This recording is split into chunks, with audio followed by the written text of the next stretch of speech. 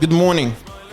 As the Chovas Halevovas told us, HaKadosh Baruch Hu specifically made it that everything in this world has to come through intermediaries. Of course, we have to remember that it all comes and originates from a Gezerah Aboris Baruch Shemoy. But at the same time, HaKadosh Baruch Hu wanted it to happen through intermediaries, as what the Chovas Halevovas calls Goyimim V'Emtzar Merabim. Now, the fascinating thing is that the reason that Chovas Halevovas put this in there into Akdama Chamishis is because sometimes this is the foundation of a person's Bitachon. When a person remembers that the intermediaries are all part of the plan, the entire attitude and thinking of a person changes. My Rebbe Baruch says a story. He had the Chavrusa for 5 years. This fellow was an incredibly smart person. He had scholarships that people wanted him to go to law school and get degrees and have a wonderful job and so forth. And on Maisa, he ended up in Eretz Yisrael and he met Reb Noach Weinberg Zatzal. Reb Noach tried to convince them to sit and learn. Him and his brothers who were there with him on the visit. They tried one place in Bnei Brak. They were not happy. They came back to Reb Noach and they told him, if you open a yeshiva, we will stay and learn. And that's exactly what he did, and that's our Samech today.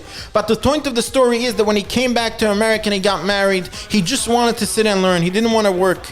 And that's what he did. But slowly but surely he was out of money. And what he started doing is exactly what the Chovas Halevovas says here. He simply started selling his furniture, the paintings that were on his wall, the table, the chair, the furniture, everything. He sold everything until finally he was out of things. But the point is that at that time he wasn't sad or concerned that he's losing these things. Adarabah, he looked at them as the intermediaries that HaKadosh Baruch Hu gifted him with, how he could provide food for his family. That's the way he looked at selling his own furniture.